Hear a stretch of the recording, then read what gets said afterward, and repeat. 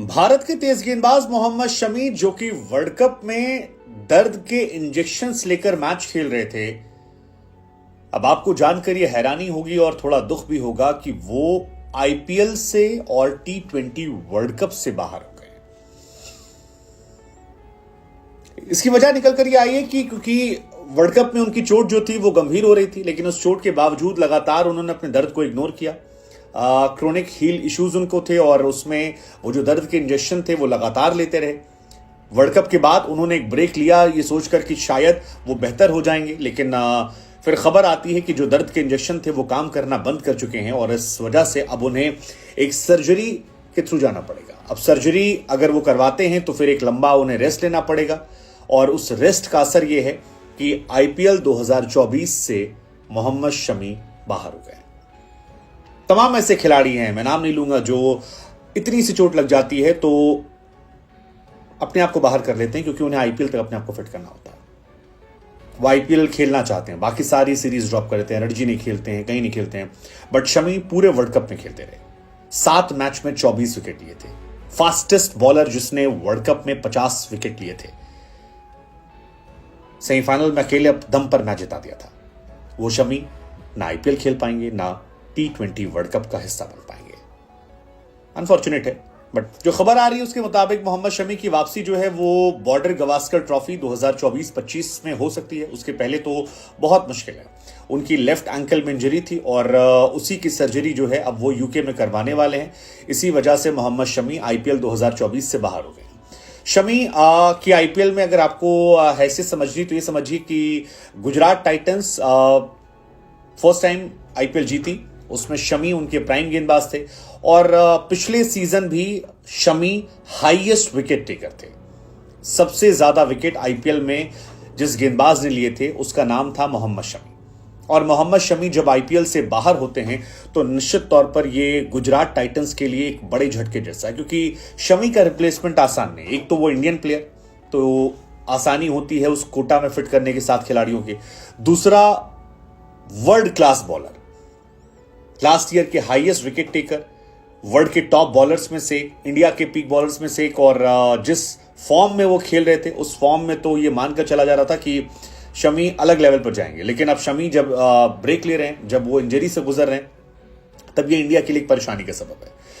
शमी ने अभी हाल फिलहाल में ओडीआई में 100 मैचेस में 200 विकेट लिए थे और वर्ल्ड कप में जो उनकी परफॉर्मेंस थी 7 विकेट 57 रन देकर, वो मेरी फेवरेट परफॉर्मेंस थी, या किसी भी इंडियन बॉलर की किसी नॉकआउट मैच में बेस्ट परफॉर्मेंस थी।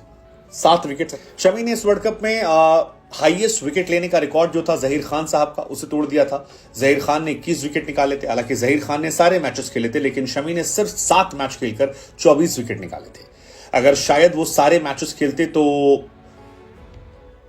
कहानी अलग होती। शमी हाईएस्ट विकेट टेकर होते वर्ल्ड कप के इतिहास में, लेकिन ऐसा नहीं हुआ। हालांकि वर्ल्ड कप के इतिहास में फास्टेस्ट 50 विकेट लेने के मामले में शमी जो हैं वो टॉप पर चल रहे हैं। मोहम्मद शमी ने 18 मैचेस खेले हैं वर्ल्ड कप के लिए और इन 18 मैचेस में मोहम्मद शमी के नाम 55 विकेट हैं, जो बाकी किसी भी गेंदबाज से कहीं ज्यादा है। मोहम्मद शमी वो गेंदबाज हैं जिन्होंने अपने लंबे चौड़े करियर में कई सारे टेस्ट मैच खेले, कई सारे वनडे मैचेस खेले और उसका असर यह है कि शमी फिलहाल इंडिया के लिए एक बहुत ही प्रोमिनेंट प्लेयर बनकर आए हैं, जो इंडिया की बैकबोन हो गई। और शमी बुमराह जब एक साथ आते हैं तब इंडिया की बॉलिंग लाइनअप बहुत लीथल हो जाती है। वर्ल्ड कप में हमने देखा था कि शमी, बुमराह या सिराज, जब ये 3 अपने पीक पर गेंदबाजी करते हैं तो फिर वहां पर कोई नजर नहीं आता है। अब यह माना जा रहा है कि अक्टूबर नवंबर में जो सीरीज है इंडिया की, बांग्लादेश न्यूजीलैंड, शायद वहां भी नहीं, लेकिन ऑस्ट्रेलिया के खिलाफ सीरीज खेलते वो दिखाई पड़ सकते हैं। ऑस्ट्रेलिया के खिलाफ सीरीज खेलते मतलब बॉर्डर गवास्कर सीरीज, यानी T20 वर्ल्ड कप में हम शमी को मिस करने वाले हैं। और ये एक बहुत बहुत बहुत चिंताजनक बात है कि इतना लंबा। हालांकि शमी को लेकर एक सवाल जो है वो एनसीए पर भी खड़ा हो रहा है, क्योंकि एनसीए ने नवंबर से ही मोहम्मद शमी को बुला लिया था अपने पास और एनसीए का जो रिहैबिलिटेशन मैनेजमेंट प्रोग्राम है उसने शमी का इंजेक्शन देकर इलाज करना शुरू किया, लेकिन वो इलाज काम नहीं आया। और ऐसे में अब सवाल ये खड़ा हो रहा है कि अगर शमी को सर्जरी होनी ही थी, ये फाइनल फैसला था कि सर्जरी होने वाली है, तो फिर इतना लंबा ब्रेक क्यों लिया गया, क्यों नहीं वर्ल्ड कप के बाद उन्हें भेज दिया गया।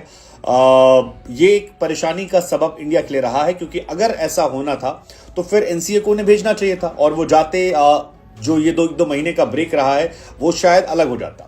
शमी ने आईपीएल 2023 में जैसा हमने आपको बताया कि बेस्ट परफॉर्मेंस की थी। 17 मैच में 18 के एवरेज से 28 विकेट अपने नाम किए थे और ये 28 विकेट आईपीएल की हिस्ट्री में भी शानदार थे, मतलब बहुत ज्यादा थे। 17 मैच में 28 विकेट, हालांकि वर्ल्ड कप में उनकी परफॉर्मेंस तो यहां थी।